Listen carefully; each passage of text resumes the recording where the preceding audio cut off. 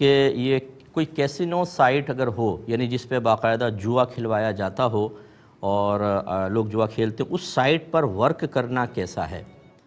دیکھیں، ایک تو یہ ورک کی نوعیت پتہ چلے گا۔ ایک تو یہ ہے کہ آپ اونلی سائٹ بنا کر دیتے ہیں، آپ کو اگرچہ پتہ ہے کہ کس کام کے لیے استعمال کی جائے گی، لیکن آپ کے اوپر اس کا وبال نہیں ہوگا۔ فتویٰ اسی پر ہے، تقویٰ تو اس پر ہے کہ جب آپ کو پتہ ہے بالکل اس کا مس یوز ہی ہونا ہے تو نہ کریں، لیکن فتویٰ اس پر ہے کہ آپ بنا کر دے دیں۔ آپ بنانے کے پیسے لے رہے ہیں، استعمال کے پیسے نہیں لے رہے ہیں، آگے وہ کیا کرنے والا ہے آپ اس سے بری ذمہ ہیں۔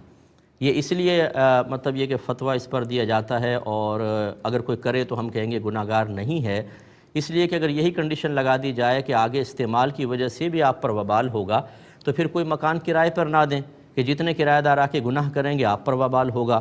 کوئی دکان کرائے پر نہ دیں کہ جتنے لوگ اس میں پھر کاروبار کریں گے اور وہ خلاف شرع ہوگا، سارا وبال آپ پر ہوگا۔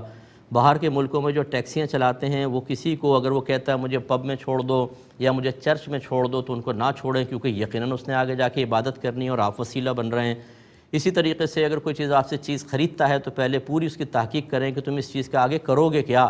ہو سکتا ہے آپ انگور بیچ رہے ہیں، وہ شراب بنا لے اور کوئی ناجائز کام کرے، تو اس کی پوری انویسٹیگیشن ہونی چاہیے۔ اس طرح زندگیاں تنگ ہو جائیں گی۔ تو فتویٰ اسی پر ہوتا ہے کہ آپ کر سکتے ہیں، بنا سکتے ہیں، باقی وہ آگے استعمال کرے تو اس کی۔ اسی طرح سافٹ ویئرز وغیرہ بناتے ہیں، اب اس میں اگر کوئی مطلب اس کو غلط یوز کرتا ہے تو آپ کے اوپر وبال نہیں ہے۔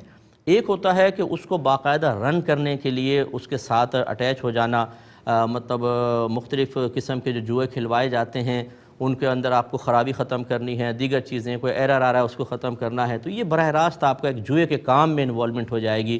اس سے آپ پرہیز کریں۔ پہلے والے کے اندر فتویٰ یہ ہے کہ آپ کر سکتے ہیں، اور تقویٰ یہ ہے کہ نہ کیا جائے۔ ایک